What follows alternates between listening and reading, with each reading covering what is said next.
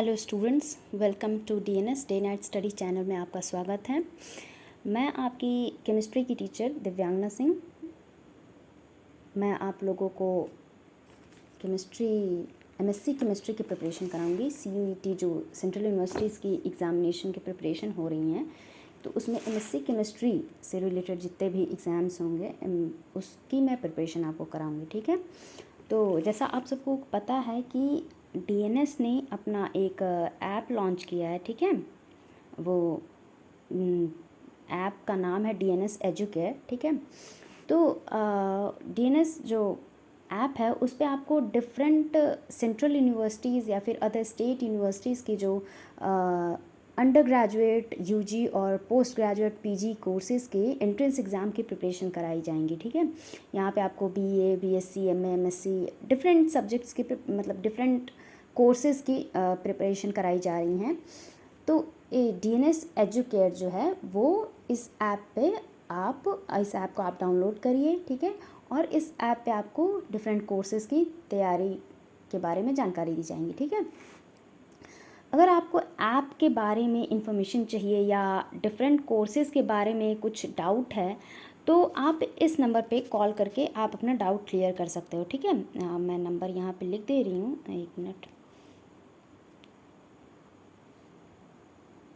Okay, sorry, visible होगा तो बताइएगा।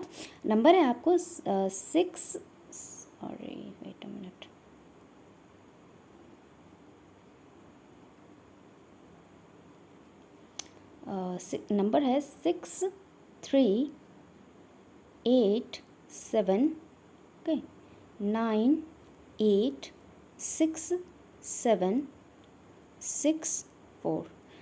ये मुझे जहाँ तक उम्मीद है आप लोग को विजिबल नहीं है।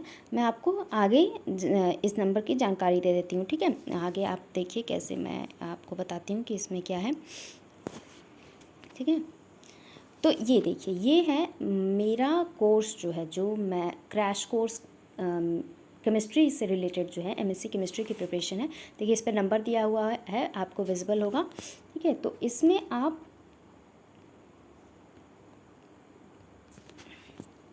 देखिए, ये नंबर है 6387। ठीक है, 6387986764। ये जो नंबर है, आप इस नंबर पे कॉल करके आप इस नंबर से डीएनएस ऐप के बारे में या फिर कोई क्रैश कोर्स है या फिर जो भी चीज़ें हैं, आप उससे रिलेटेड जो भी जानकारी आपको चाहिए इस नंबर से आप पता कर सकते हो। ठीक है, और जैसा कि आपको स्क्रीन पे दिख रहा है कि जो एमएससी केमिस्ट्री का क्रैश कोर्स है वो 15 फरवरी से स्टार्ट होने वाला था, लेकिन ये 15 फरवरी नहीं, स्टार्ट होने वाला है। ठीक है, अप्रैल से। इसमें आप लोगों को देखिए सेंट्रल यूनिवर्सिटीज़ जैसे एयू, डीएनयू, इलाहाबाद यूनिवर्सिटी हो गया, डीयू आपका दिल्ली यूनिवर्सिटी है, जेएनयू है, Jawaharlal Nehru university, different type के सेंट्रल यूनिवर्सिटीज़ की एमएससी केमिस्ट्री का क्रैश कोर्स है। ठीक है, इस क्रैश कोर्स में आपको ऑनलाइन लाइव क्लासेस मिलेंगी, स्टडी मटेरियल्स मिलेंगे, टेस्ट सीरीज़ मिलेंगी, क्वेश्चन आंसर सेशन होंगे, डाउट सेशंस होंगे। ठीक है, और ये कोर्स सिर्फ और सिर्फ 1999 में मिल रहा है। ठीक है, 1999 में मिल रहा है। देखिए, यहाँ पे ये लिखा हुआ है कि 1999 में आपको ये क्रैश कोर्स अवेलेबल है।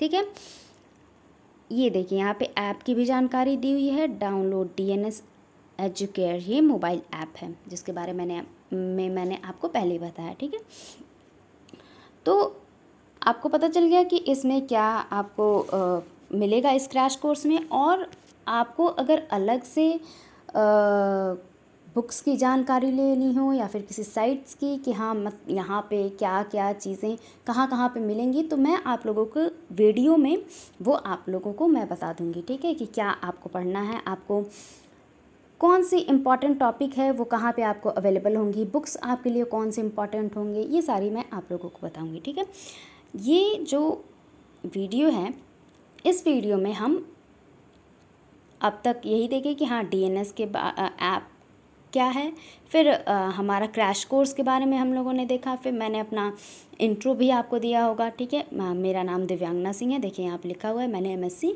इलाहाबाद यूनिवर्सिटी से करा है। ठीक है, चलिए, अब हमारा ये जो इंट्रोडक्शन है ये कंप्लीट हुआ कि अब आगे हम लोग इस वीडियो के का मेन जो मुद्दा है वो क्या है ये देखते हैं, ठीक है। तो इस वीडियो में हम एक बहुत ही छोटा सा टॉपिक पढ़ेंगे, केमिस्ट्री, इनऑर्गेनिक केमिस्ट्री का वो चैप्टर है, ठीक है। इनऑर्गेनिक केमिस्ट्री का चैप्टर क्या है, periodic table and their atomic properties. आपको पता ही होगा, बहुत ही इंपॉर्टेंट टॉपिक है वो चैप्टर है, ठीक है। तो periodic table and their atomic properties का हम पहला जो प्रॉपर्टी है उस प्रॉपर्टी के बारे में पढ़ेंगे। क्या है वो प्रॉपर्टी, एटॉमिक प्रॉपर्टीज़, ठीक है। एटॉमिक प्रॉपर्टीज़ में पहला है size of atoms and ions, ठीक है। Size of atoms and ions के बारे में हम इस वीडियो में पढ़ाई करेंगे, इस वीडियो में देखेंगे, ठीक है। तो size of atoms and ions क्या है कि देखिए, the radius of an atom or ions may be taken as the distance between the center of the nucleus and outermost shell of electrons, ठीक है। तो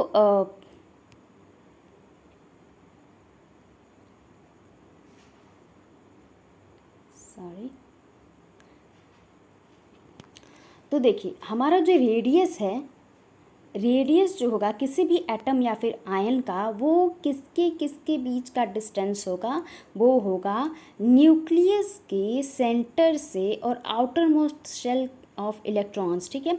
अब इसको हम कैसे समझेंगे कि मान लीजिए ये न्यूक्लियस है, ठीक है, और ये इलेक्ट्रॉन है, ठीक है। तो ये न्यूक्लियस का सेंटर जो है और ये इलेक्ट्रॉन जिस वैलेंस शेल में है, जिस शेल में है, इस शेल में है लास्ट, ठीक है, और ये न्यूक्लियस है, इन दोनों के बीच का जो डिस्टेंस है वो रेडियस हम कंसिडर करते हैं एटम के या फिर आयन के, ठीक है।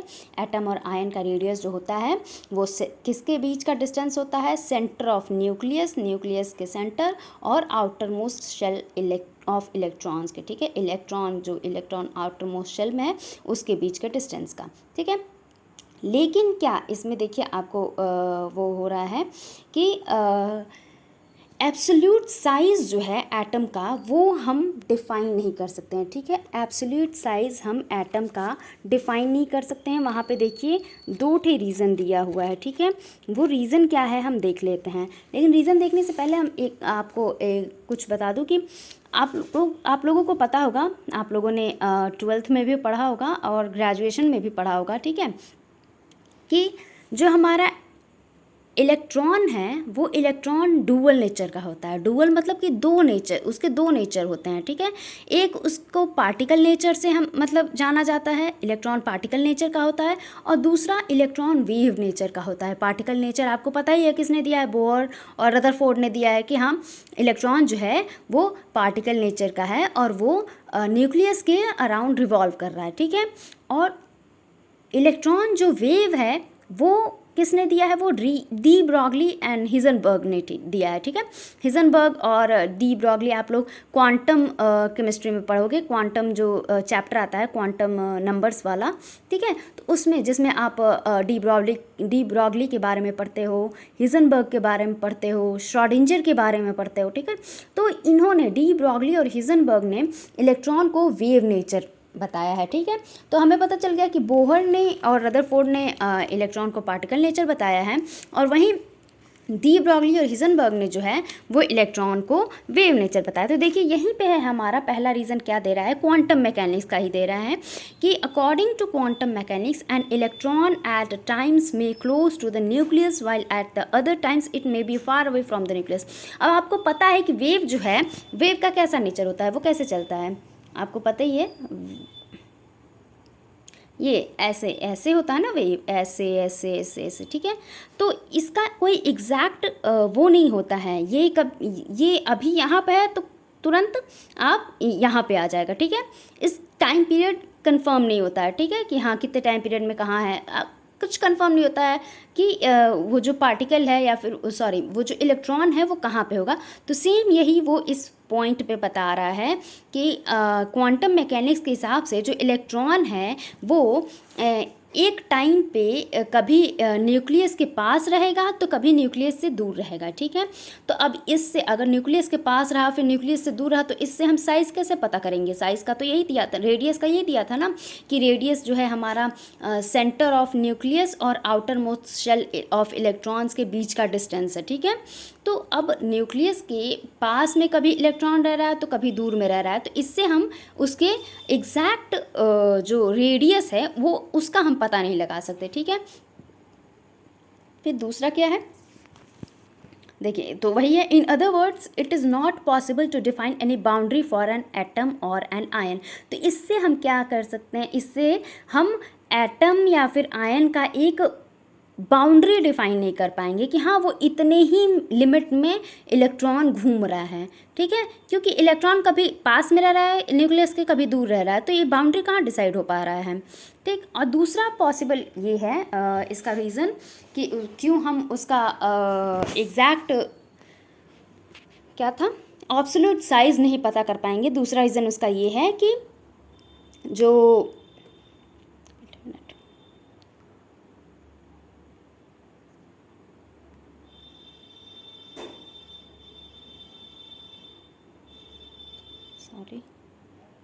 छोड़िए, हाँ दूसरा रीज़न क्या है कि जो हमारा इलेक्ट्रॉन है, it is not possible to have isolated atom and probability distribution of electrons in an atom is appreciably influenced by the presence of other atom, ठीक है।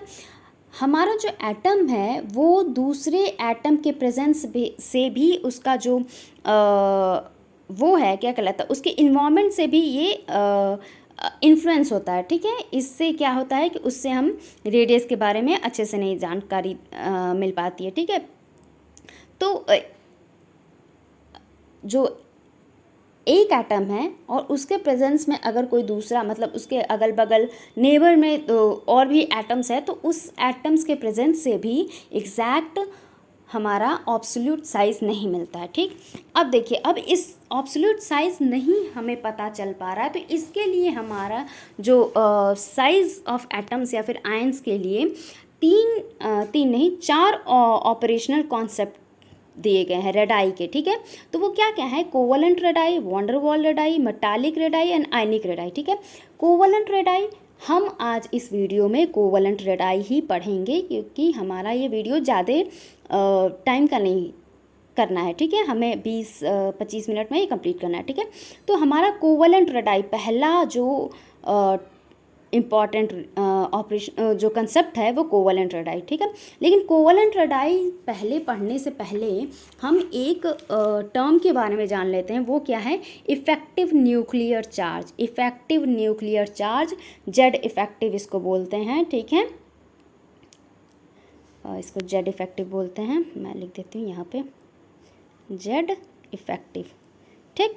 अब देखिए इफेक्टिव न्यूक्लियर चार्ज क्या है कि the reduction in nuclear charge due to screening effect is known as effective nuclear charge, ठीक है।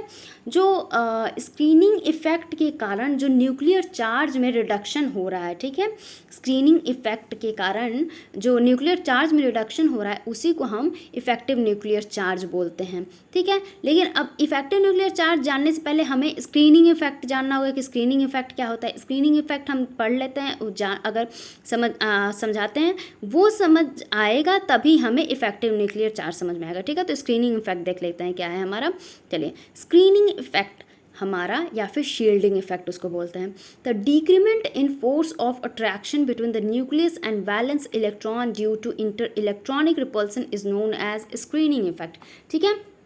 देखिए अभी इसका कैसे हम वो करेंगे कि जो फोर्स ऑफ अट्रैक्शन होता है न्यूक्लियस और वैलेंस इलेक्ट्रॉन के बीच में, ठीक है, जो न्यूक्लियस है हमारा और वैलेंस इलेक्ट्रॉन जो आउटर मोस्ट सेल में इलेक्ट्रॉन है, ठीक है, उन दोनों के बीच का जो फोर्स ऑफ अट्रैक्शन है वो इलेक्ट्रॉन के इंटर इलेक्ट्रॉनिक रिपल्शन की वजह से जो डिक्रीज कर रहा है, ठीक है, उसको हम स्क्रीनिंग या फिर शील्डिंग इफेक्ट बोलते हैं। अब जैसे एक इसका हम एक डायग्राम बना के आपको समझाते हैं, देखिए वेट अ मिनट,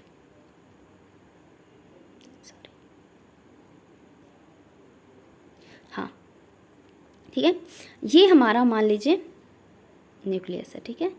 ये एक बार शेल है, ये दूसरा शेल है, ठीक है। एक और शेल बना लेते हैं, ठीक। अब न्यूक्लियस में क्या होता है, हमारा न्यूक्लियस पॉजिटिव चार्ज होता है ना, पॉजिटिव चार्ज, और इलेक्ट्रॉन हमारा नेगेटिव चार्ज होता है, ठीक। अब मान लीजिए कि जैसे हमारा इलेक्ट्रॉन और न्यूक्लियस में फोर्स ऑफ अट्रैक्शन क्या होता है हमारा, वो एक दूसरे को अट्रैक्ट करते हैं। क्यों करते हैं, क्योंकि न्यूक्लियस हमारा पॉजिटिव चार्ज है, इलेक्ट्रॉन हमारा नेगेटिव चार्ज है। तो आपको पता है कि अपोजिट चार्ज अट्रैक्ट्स, ठीक है। तो पॉजिटिव न्यूक्लियस और इलेक्ट्रॉन नेगेटिव, ठीक है, ये दोनों एक दूसरे को अट्रैक्ट करते हैं। अब इसी फोर्स ऑफ अट्रैक्शन को जो रिड्यूस करता है वो क्या रिड्यूस करता है, इंटर इलेक्ट्रॉनिक रिपल्शन। क्या, जैसे इंटर इलेक्ट्रॉनिक मतलब कि अब मान लीजिए यहाँ पे इलेक्ट्रॉन है आउटर मोस्ट शेल में, तो इस वाले शेल में भी तो कुछ इलेक्ट्रॉन्स होंगे ना, तभी तो वहाँ तक पहुँचा है। तो नेक्स्ट शेल में, पहले शेल में होंगे मान लीजिए यहाँ पे, एक और मान लीजिए यहाँ पे, ठीक है। तो अब देखिए ये इलेक्ट्रॉन नेगेटिव चार्ज, ठीक, सॉरी,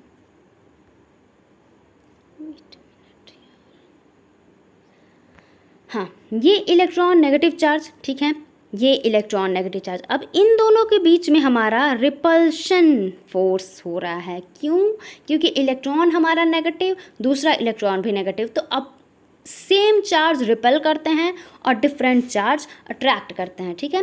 तो ये हमारा इलेक्ट्रॉन जो है, इन दोनों के बीच में रिपल्शन, यहाँ पे भी इलेक्ट्रॉन के बीच में रिपल्शन, इस वाले में भी इलेक्ट्रॉन के बीच में रिपल्शन, और इस इलेक्ट्रॉन, ठीक है। तो देखिए हमारा जो फोर्स ऑफ अट्रैक्शन हुआ वो हमारा इस रिपल्शन से, इलेक्ट्रॉन रिपल्शन से हमारा फोर्स ऑफ अट्रैक्शन जो होता है उसमें कमी आती है, क्योंकि ये ओवरकम कर देता है उनको, ठीक है। तो इससे क्या उसको बोलते हैं, स्क्रीनिंग को, ये स्क्रीन मतलब शील्ड करता है, ठीक है। इसी को शील्डिंग इफेक्ट बोलते हैं। क्या, कि हमारा जो ये फोर्स ऑफ अट्रैक्शन की में कमी करता है इंटर इलेक्ट्रॉनिक रिपल्शन, ठीक है। The decrement in force of attraction between, force of attraction किसमें, nucleus and valence electron, nucleus and valence electron में हमारा जो फोर्स ऑफ अट्रैक्शन है उसमें कमी आती है। क्यों, due to inter electronic repulsion, inter electronic repulsion की वजह से। इसी को हम स्क्रीनिंग या फिर शील्डिंग इफेक्ट बोलते हैं, ठीक है। शील्डिंग, अब ये समझ में आ गया आपको कि शील्डिंग इफेक्ट क्या होता है।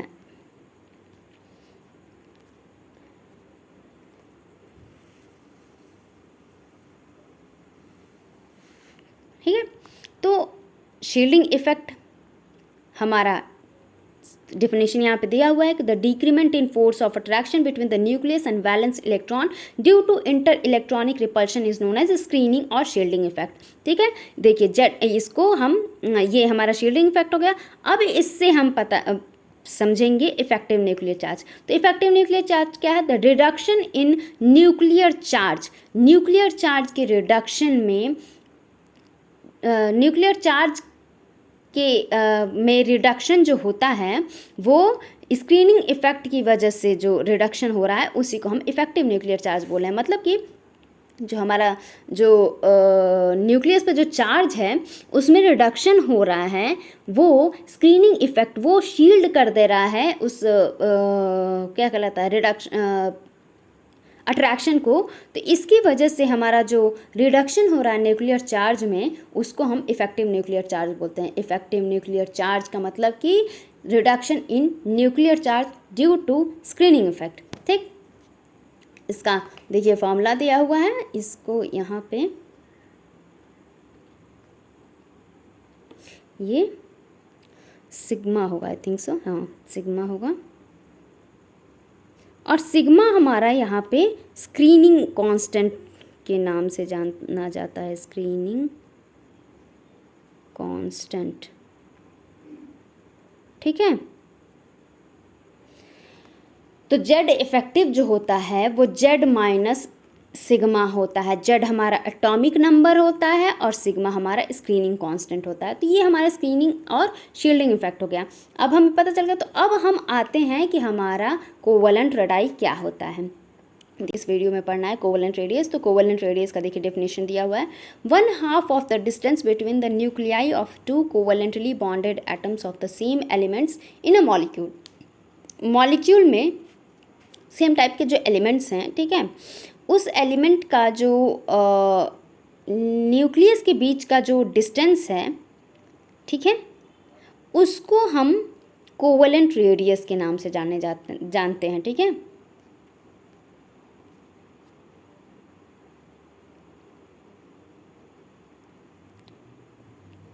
ये मान लीजिए हमारा न्यूक्लियस है एक एटम का, ये न्यूक्लियस है दूसरे एटम का, तो इन दोनों के बीच का one half of the distance, ठीक है, इन दोनों के बीच का जो डिस्टेंस है, ठीक है, मान लीजिए ये डी है, ठीक है, तो हमारा जो कोवलेंट रेडियस होगा D/2 हो जाएगा, ठीक है।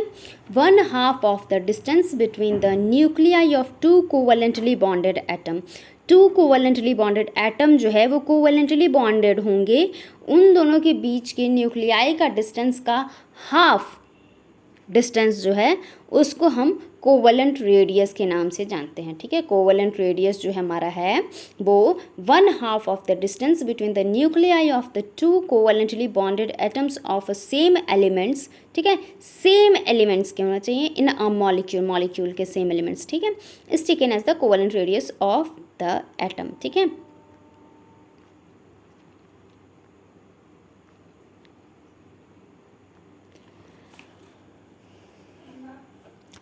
The distance between the centre of any two neighbouring atoms can be, अब ये बता रहा है कि जो दो नेबरिंग एटम्स के बीच का जो सेंटर का डिस्टेंस है वो हम कैसे मेजर करते हैं, तो वो एक्सरे डिफ्रैक्शन या फिर स्पेक्ट्रोस्कोपिक स्टडीज़ से इसको हम मेजर कर सकते हैं, ठीक है।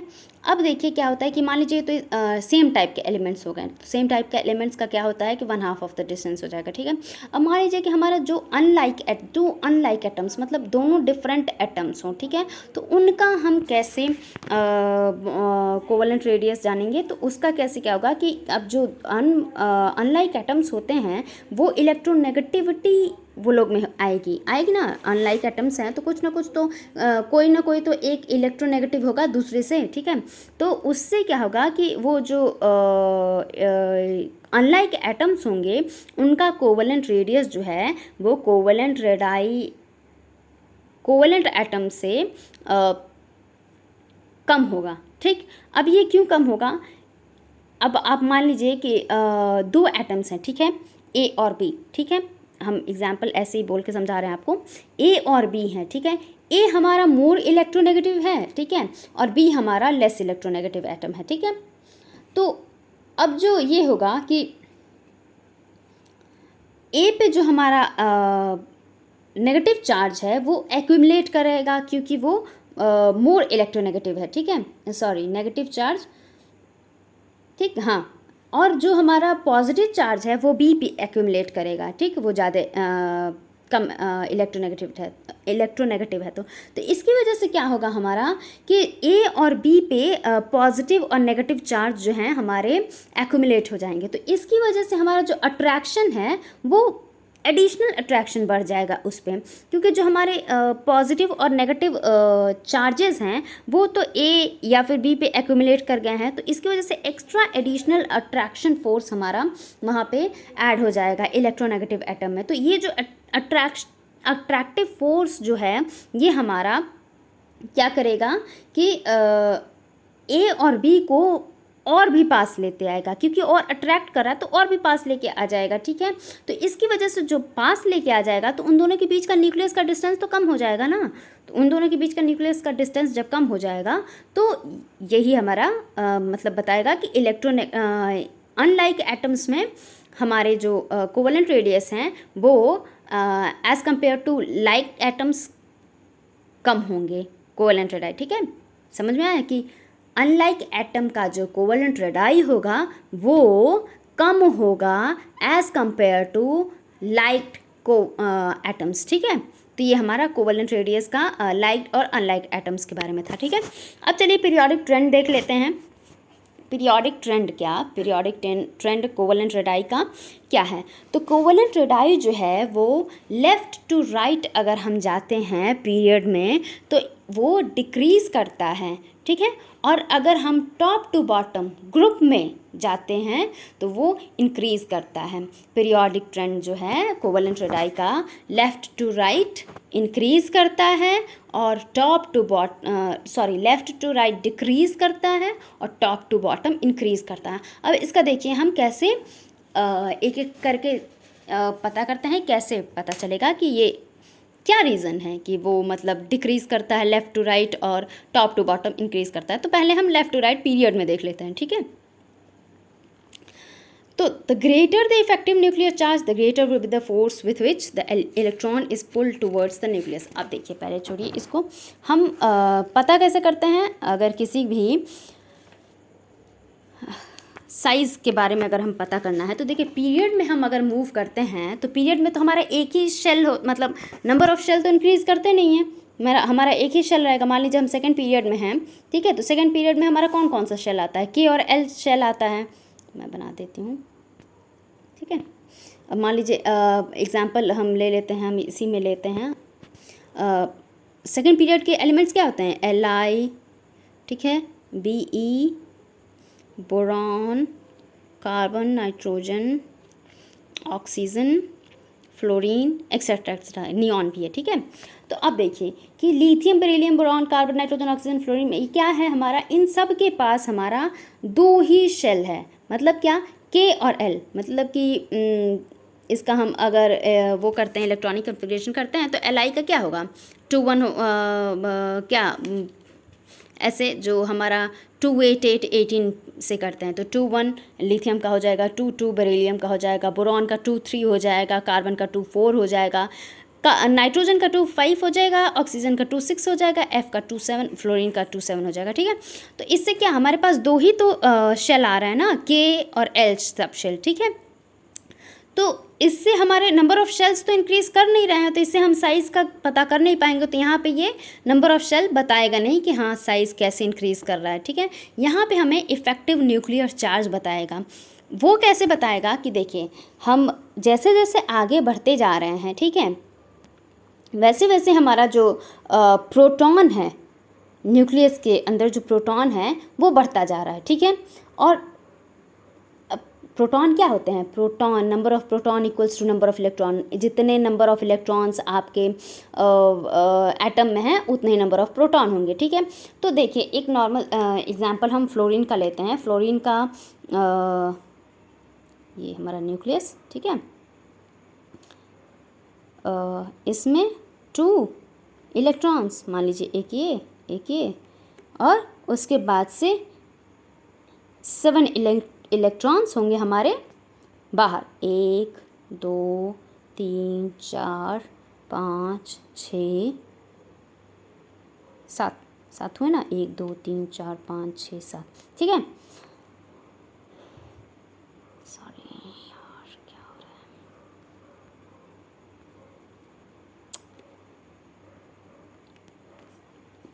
तो देखिए अब हमारा जो इलेक्ट्रॉन है वो ये 7 इलेक्ट्रॉन्स बाहर हैं, ठीक है। और प्रोटॉन जो है वो तो 9 प्रोटॉन ही होंगे ना, क्योंकि हमारे प्रोटॉन जो है वो फ्लोरीन का इलेक्ट्रॉनिक नंबर एटॉमिक नंबर क्या है 9 है, ठीक है। तो number of electron equals to number of proton, तो 9 इलेक्ट्रॉन्स हैं जो हम डिस्ट्रीब्यूट कर दिए सबशेल्स में, के सबशेल और एल सबशेल में, ठीक है।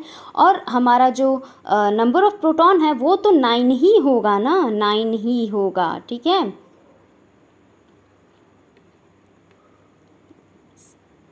ठीक, यहाँ पे 9, ठीक। 9 प्रोटॉन होंगे।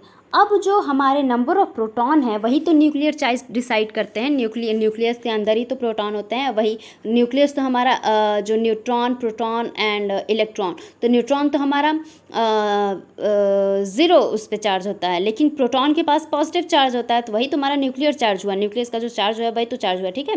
तो 9 प्रोटॉन्स हैं आपके पास, ठीक है, और आउटर मोस्ट शेल में 7 इलेक्ट्रॉन्स हैं, ठीक है।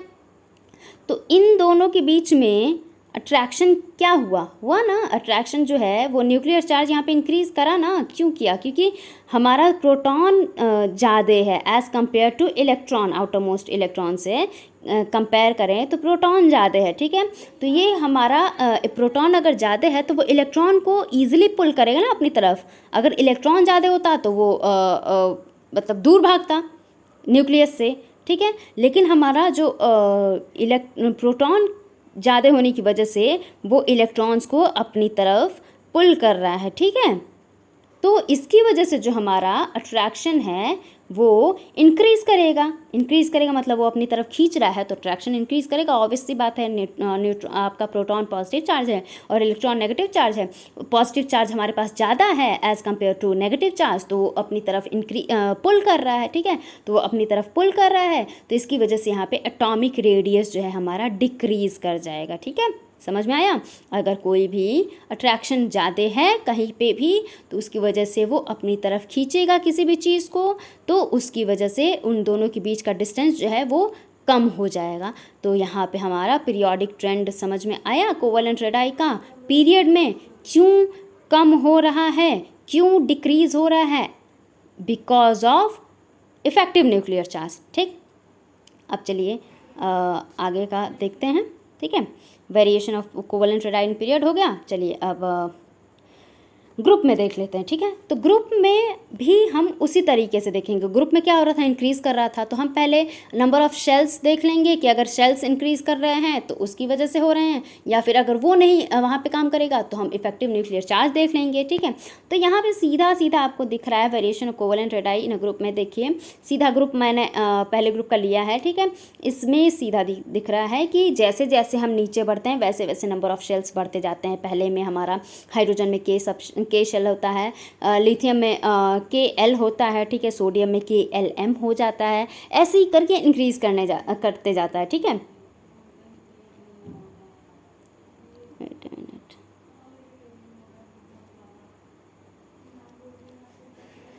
ठीक है, तो यहाँ पे देखिए 1 2 1 इसका हो जाएगा 2 8 1, ठीक है। पोटेशियम का 2 8 8 1, ठीक। इसका 2 8 8 18 एंड 1, ठीक। ऐसे करके इंक्रीज़ करते जा रहे हैं। तो देखिए नंबर ऑफ़ शेल्स तो नीचे जैसे जैसे बढ़ रहे हैं वैसे वैसे नंबर ऑफ़ शेल्स बढ़ रहे हैं, ठीक है। तो ये तो ऐसे ही बता रहा है कि जैसे जैसे आप न्यूक्लियस से अगर नंबर ऑफ़ शेल्स बढ़ते जा रहे हैं, न्यूक्लियर से ऐसे इलेक्ट्रॉन दूर होता जा रहा है, आउटर मोस्ट इलेक्ट्रॉन, तो इसकी वजह से हमारा जो इन दोनों के बीच का डिस्टेंस है वो इंक्रीज़ करते जा रहा है, ठीक है। यहाँ पे इफेक्टिव न्यूक्लियर चार्ज भी लग रहा है, लेकिन वो इफेक्टिव न्यूक्लियर चार्ज जो है वो उसको ओवरकम कर दे रहा है number of shells, increase in number of shells, ठीक है। नंबर ऑफ़ शेल्स जो है वो इतना बढ़ रहा है, मतलब इतना जैसे जैसे आप नीचे बढ़ रहे हो वैसे वैसे नंबर ऑफ़ शेल्स, एक एक नंबर ऑफ़ शेल्स बढ़ते जा रहे हैं। तो ये हमारा उसको दबा दे रहा है इफेक्टिव न्यूक्लियर चार्ज को। तो यहाँ पे हम कोवलेंट रेडाई ग्रुप में अगर हम चलते हैं तो वहाँ पे हम नंबर ऑफ़ शेल्स को लेके चलेंगे। नंबर ऑफ़ शेल्स अगर हमारे बढ़ रहे हैं तो हमारे न्यूक्लियस और आउटर मोस्ट इलेक्ट्रॉन के बीच का डिस्टेंस जो है हमारा वो बढ़ रहा है, ठीक है। तो इसकी वजह से हमारा जो कोवलेंट रेडाई है वो इंक्रीज़ करेगा एज़ कम्पेयर टू पीरियड में हमारा क्या था कि नंबर ऑफ़ शेल्स बढ़ नहीं रहे थे हमारे, ठीक है। नंबर ऑफ़ शेल्स बढ़ नहीं रहे थे तो हमें वहाँ पे इफेक्टिव न्यूक्लियर चार्ज देखना पड़ा, और इफेक्टिव न्यूक्लियर चार्ज हमारा क्या हो रहा था वहाँ पे इंक्रीज़ कर रहा था, उसकी वजह से अट्रैक्शन इंक्रीज़ कर रहा था और उसकी वजह से हमारा एटॉमिक रेडियस डिक्रीज़ कर रहा था। तो आप लोग को समझ में आया। देखिए यहाँ पे इसका एक्सप्लेनेशन भी है। एक्सप्लेनेशन ये है कि in moving down the group में अगर हम नीचे बढ़ते हैं, ठीक है, तो the number of principal shell बोलते हैं ना उसको, ठीक है। एन प्रिंसिपल शेल हमारा इंक्रीज़ कर रहा है, इसकी वजह से साइज़ ऑफ एटम इंक्रीज़ कर रहा है, एटम का साइज़ इंक्रीज़ कर रहा है, ठीक है। और यहाँ पे देखिए ये भी बताया कि हाँ ये इसमें न्यूक्लियर चार्ज भी इंक्रीज़ कर रहा है, लेकिन जो हमारा नंबर ऑफ़ शेल है वो इंक्रीज़ कर रहा है, जो वो न्यूक्लियर चार्ज को ओवरकम कर दे रहा है। तो ये हमारे टॉपिक का मतलब यहाँ पे कोवलेंट रेडाई हमारा ख़त्म हो रहा है। इस वीडियो में हम सिर्फ कोवलेंट रेडाई के ही बारे में पढ़ेंगे। अगर आपको आगे पढ़ना है, आगे और भी इसके बारे में जानकारी लेनी है, तो आप प्लीज़ इस क्रैश कोर्स को परचेज़ करें। ये यहाँ पे थोड़ा सा मिस्टेक है, ये 15 फ़ेब नहीं होगा, ठीक है, 15 फ़ेब नहीं होगा, ठीक है। आपका क्रैश कोर्स स्टार्ट हो चुका है एमएससी केमिस्ट्री का, आप इसे परचेज़ करो और आप इसे डीएनएस एजुकेयर पे, ठीक है, पढ़ाई करो। ये कोर्स सिर्फ और सिर्फ 199 का है, ठीक है, 1999 का ये सिर्फ कोर्स है, ठीक है। और आप इस नंबर पे इस कोर्स के बारे में अधिक से अधिक जानकारी ले सकते हो। अगर आपकी कोई क्वेरीज़ है, अगर आपके कुछ क्वेश्चंस है, कुछ डाउट्स हैं, तो आप इस नंबर पे आप ज़रूर संपर्क करिए, ठीक है। और इस क्रैश कोर्स में आपको तो स्क्रीन पे दिख ही रहा है कि क्या क्या आपको फैसिलिटीज़ मिलती हैं। ऑनलाइन लाइव क्लास है, स्टडी मटेरियल्स हैं, टेस्ट सीरीज़ हैं, क्वेश्चन आंसर डाउट्स सेशंस हैं, ठीक है। तो आपको किसी भी चीज़ की दिक्कत नहीं होगी, ठीक है। चलिए, तो आप डीएनएस की यूट्यूब चैनल को सब्सक्राइब ज़रूर करिए, लाइक करिए, कमेंट करिए, शेयर करिए, बेल आइकन को सब्सक्राइब करिए। तो आपको क्या होगा कि आपको नए नए जितने भी वीडियोज़ आएंगे, आपको उसके बारे में नोटिफिकेशन आपको तुरंत प्राप्त हो जाएंगी, ठीक है। तो आप उस डीएनएस ऐप को लाइक ज़रूर करिए, शेयर करिए इस वीडियो को, कमेंट करिए इस वीडियो में अगर आपको कुछ डाउट है तो, और बेल आइकन को ज़रूर दबाएं। Thank you.